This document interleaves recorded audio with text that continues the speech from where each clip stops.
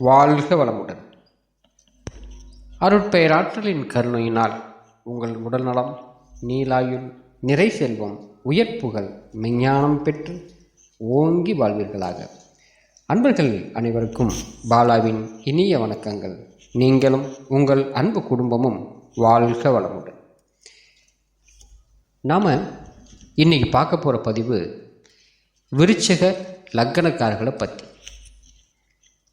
இந்த விருச்சிக லக்கணத்துக்கு எந்தெந்த கிரகங்கள் பாதிப்பை தரும், எந்தெந்த கிரகங்கள் சில சங்கடங்களை நம்மளுக்கு தரும் அப்படிங்கிறத பற்றி பொது பலனாக இன்றைக்கி பார்க்கலாம்.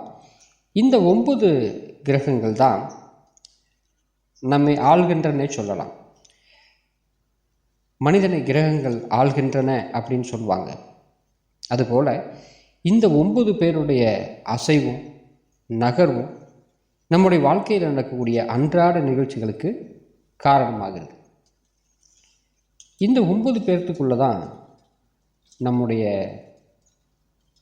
தாத்தா பாட்டி, அதுக்கு பின்னாடி இருக்கக்கூடிய பிரபஞ்சம், அதிலிருந்து வந்த உயிரினங்கள், நம்முடைய அப்பா, நாம், நம்முடைய படிப்பு, தொழில், மனைவி, நம்மளுக்கு நம்ம மூலியமா உருவாகக்கூடிய ஒரு உயிரான குழந்தைகள், நம்முடைய கூட பிறந்தவங்க, நம்முடைய வருமானம்,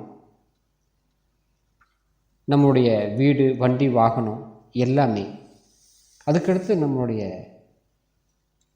ஆயுள் காலம், இறுதி மரணம் வரைக்கும் இந்த 9 பேர் மட்டும்தான் துணை நிற்பாங்க.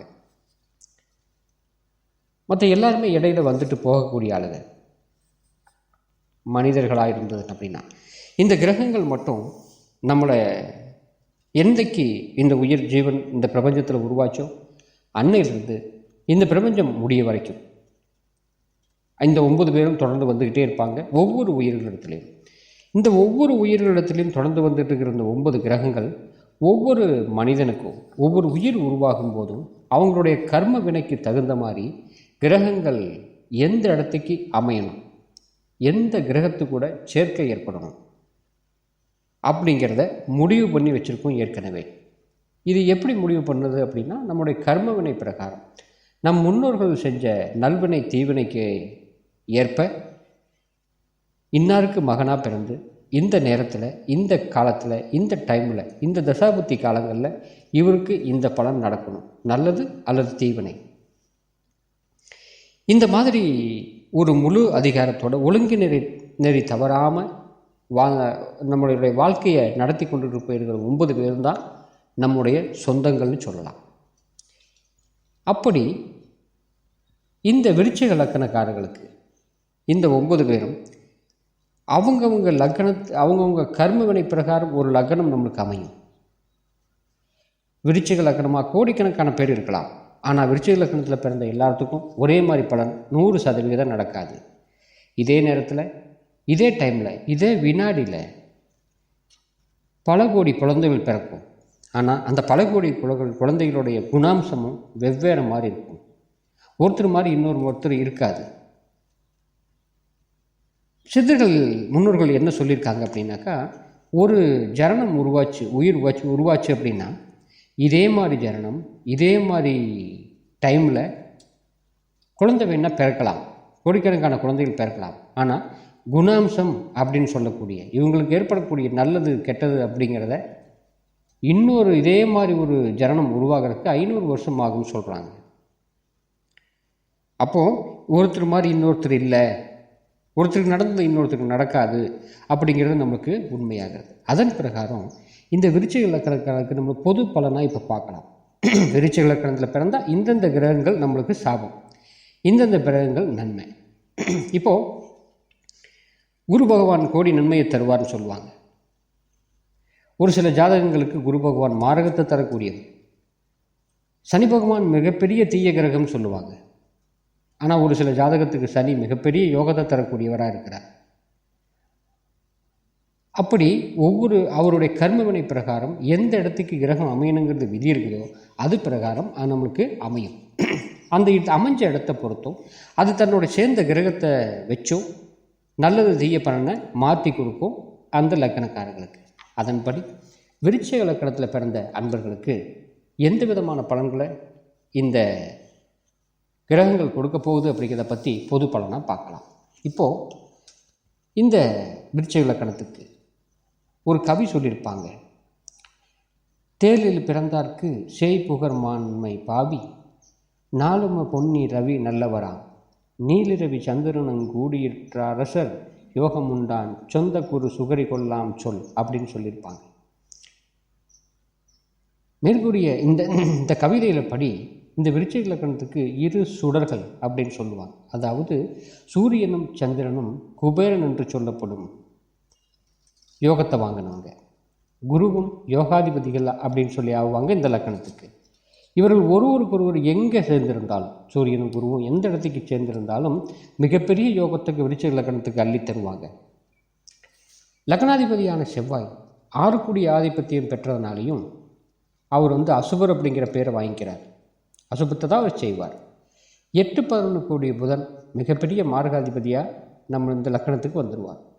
7-12 கூடிய சுக்கிரனும் மார்கஸ்தானத்தை வகிப்பதால் புதன் சுக்கிரன் எங்கிருந்தாலும் அவங்களுடைய தசாபுத்தி காலங்களில் கண்டம், மாரகம், கணவன் இல்லைன்னா மனைவி பிரிவினை, தொழில் பாதிப்பு, இந்த மாதிரி இவங்களுக்கு நிறைய தந்துடுறார்.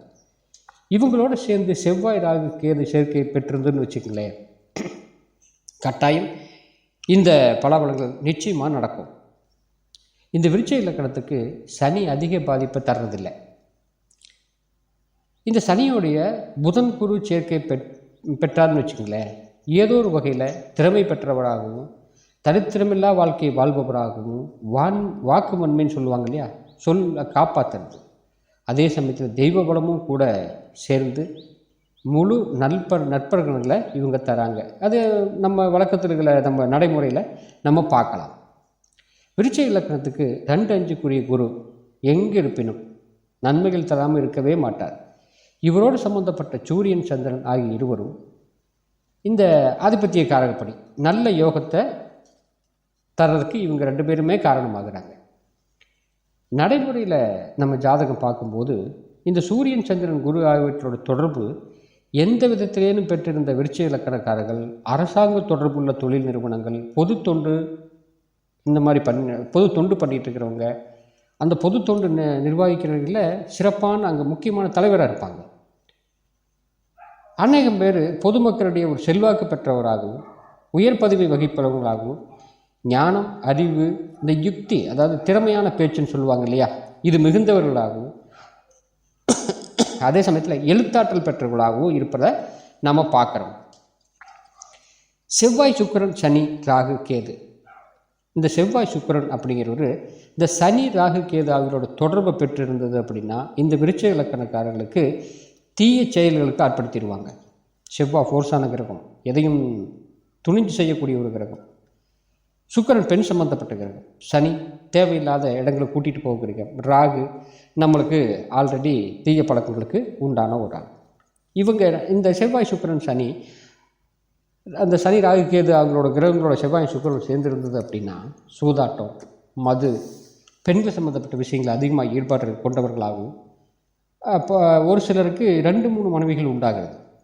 இத்தகைய அமைப்பு பெற்றவர்கள் சிலர் தான் இந்த கொலை, பாதகம், ராகு கேதுவோட புதன் சேர்க்கை பெற்றிருந்து வச்சுங்க அமைப்பு கொண்ட விருச்சிக இலக்கணக்காரர்களுக்கு இந்த ராகு கேதோட சேர்ந்து புதன் சேர்ந்துருந்ததுன்னா, ஏன்னா புதன் புத்திக்கு சொந்தமான ஒரு ஆள். விருச்சிக இலக்கணக்காரருக்கு நல்ல நிலைமையில் இருக்கிறத பார்க்கலாம். புதன் மட்டும் ஒரு நல்ல நிலையில் இவங்களுக்கு அமைஞ்சிருந்தது அப்படின்னா மிகப்பெரிய யோகக்காரங்க தான். இப்போது குரு புதன் சேர்க்கை புத்திர நாசத்தையும் குடும்பம் பாதிப்படைவதையும் மூடத்தனமான காரியங்களை செய்வதையும் முரட்டு சுபாவத்தையும் நாஸ்திகத்தன்மையும் தருது. புதன் குரு சேர்க்கை நம்மளுக்கு இந்த லக்கணத்துக்கு சரி வராது. சரி, இவங்களோட சம்மந்தப்பட்ட சந்திரன் செவ்வாய் என்ன பண்ணும் அப்படின்னாக்கா, அதாவது உடலில் சில பிரச்சனைகளை கொடுத்துரும். தீராத வியாதின்னு சொல்லுவோம் இல்லையா, இந்த மாதிரி இனம் புரியாத மனபயத்தை கொடுக்கும். மனம் ஒரு விதமான பயந்துக்கிட்டே இருக்கும். காம இச்சைகள் அதிகரிக்கும். இதுபோல் சில பாதிப்புகளை கட்டாயம் தருவார். அதே சமயத்தில் தன்னுடைய உடல்நிலையை தானே கெடுத்துக்கொள்ளும் மனோபாவத்தை தருவாங்க. யாரும் இவங்க கெடுக்கணுங்கிற அவசியம் இல்லை, இவங்களாக கெடுக்கக்கூடிய தன்மையை கொடுத்துருது. இந்த விருச்சிக இலக்கணக்காரர்களுக்கு குரு தசை மிகப்பெரிய நல்ல தசை, மிகப்பெரிய சுபத்தை தருவது. எந்த குற்றங்கள் இருந்தாலும் நீக்கி நன்மைகளை மிகப்பெரிய லெவலுக்கு செய்யக்கூடியது தான் குரு. செவ்வாய், சுக்கிரன், ராகு, கேது சேர்க்கை வாழ்க்கையில் கொஞ்சம் அது வீழ்ச்சி ஏற்படுத்திடுதுன்னே சொல்லலாம். நடைமுறையில் நம்ம பார்க்கும்போது உன்னதமான லக்கணம் என்று புகழ்ந்து சொல்லப்படும் விருச்சிக லக்கணத்தை கொண்டவர்களுக்கு சூரியன், சந்திரன் ஆகியோரின் தொடர்புகள் ஜாதகத்தில் நன்கு நல்ல இடத்துல இருந்துச்சுன்னு வச்சுக்கங்களேன், மிகப்பெரிய வரப்பிரசாதமாக சொல்லலாம். இந்த லக்கணத்துக்கு புதன் சனி சேர்க்கை அப்படிங்கிறது 5, 9, 11 இருந்தாலும் எந்த வகையில் குறைவில்லாத வாழ்க்கையை இவங்களுக்கு தந்திருந்த லக்கணக்காரர்களுக்கு. ஆனால் இல்லறத்தில் மட்டும் தீராத குழப்பம் ஒன்று இருந்துக்கிட்டே இருக்கும். ஏதோ ஒரு பிரச்சனை இவங்களுக்கு ஒரு மனக்குறையை தந்துக்கிட்டே இருக்கும்.